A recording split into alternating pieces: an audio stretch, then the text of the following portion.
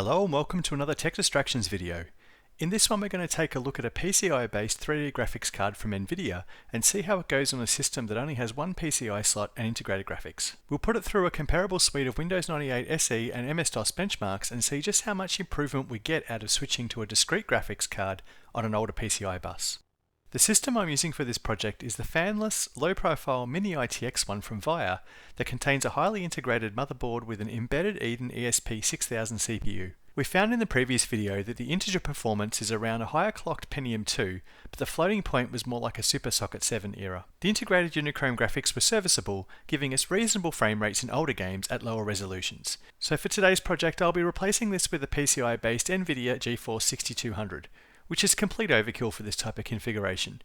We'll see just how much that IGP is holding us back and what sort of performance we can squeeze out of this little passively cooled Eden CPU. Initially released in October 11, 2004, the Geforce 6200 was a low-end solution for PCI Express and AGP. It was originally based on the NV43 Curie architecture. There were many variants of the 6200, including the initial contained a disabled 6600 core that some enterprising users found a way to unlock the 4 disabled pipelines to get a nice uplift of performance. Nvidia did shut this down shortly after it got some attention, and later revisions of the NV43 core had some modification done to stop people unlocking these disabled cores. We then had the garden variety turbo cache. You've seen these everywhere. These used an NV44 core and a small bump to clocks, but at a cost of memory. They chopped it right back to as little as 16 megabytes and used system memory to provide the remainder of the frame buffer. As you can imagine, this didn't bode too well for the performance. Then there was another version, for AGP this time, the NV44A core, which went back to the traditional DDR2 memory on the 64-bit interface. Then there was a revision to this, the NV44A2, which had a faster memory clock, smaller memory options,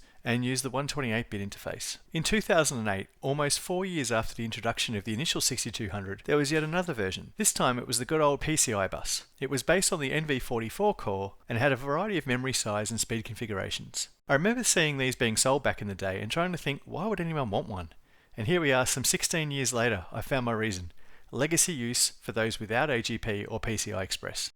The one I have here is from EVGA and is almost identical in specification to the AGP version of the same card. It has 512 megabytes of DDR2 533 RAM running on that 64-bit bus. Mine is reporting itself as an NV44A core and even reports itself as the AGP variant. While I admit this card is not one I'd normally pair with something like a low-powered Eden, it's an interesting fit because the Eden supports Intel's SSE, which Nvidia seemed to support at the time. So it's an interesting spot, being a Pentium 2-3 era CPU that supports SSE and is not made by Intel. For benchmarks, I'm comparing these scores to the best case overclock scores for the Unichrome done in my previous video. Starting with GL Quake, we already see how this is going down. We almost get double the frames with the Geforce. I ran 800x600 and 1024x768 resolutions and got strong results as well. Quake 2 gave us a good uplift, with the Geforce handling 1024x768 at over 60 frames a second. With Quake 3 we start to see a bit of a different story. The frame rates are improved, but the gains are much smaller. And this leads me to why I use all 3 Quakes for testing on these sorts of systems. Quake 3 had more of a complicated workload, and it's here where we start to see the limits of the Eden CPU. Moving on to DirectX titles, we see a similar situation with Moto Racer. Only a small amount of gain here. Gameplay did feel a bit more smoother and reliable, but I reckon that has more to do with my setup for capture than anything else. Frame rates were actually slightly higher, but not significantly so. Forsaken is a little different. Unichrome was penalised by the 120Hz VSync as the ceiling. There were long patches where it was pegged at this amount in less complicated scenes. The Geforce had no such problem, and really pulled away at times. It hit what appears to be the CPU bottleneck when it comes to rendering frames, around 156 frames a second. If I ran the same benchmark at 800x600 or 1024x768, I saw no difference in performance. Incoming was another possible CPU limitation here, with higher resolutions being rendered slightly higher. It is a nice uplift from the Unichrome, but not as big as I was expecting to see with this title.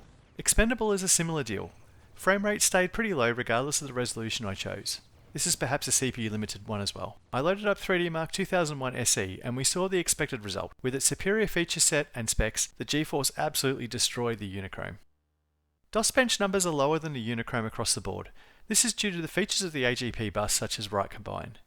The Unichrome being connected directly to AGP means it gets access to these features, whereas the PCI card does not. Despite this result, it's not really a cause for concern. The Geforce would not hold back any DOS 2D game. I just thought it was interesting to compare. Oh, and one last little benefit for this Geforce, Commander Keen Fall. It now scrolls properly on the Via. I'm using the amazing SBMU utility for enabling sound and MS-DOS using the onboard sound. I was keen to see if I could get some DOS mode sound out of this AC97 codec. While the current state of support is not comparable to an actual PCI sound card like the ESS Solo 1, it does provide a huge convenience being able to use the existing motherboard outputs for both DOS and Windows sound. There are quite a few games that will run just fine. If you're interested to learn a bit more, jump over to the Vogons thread.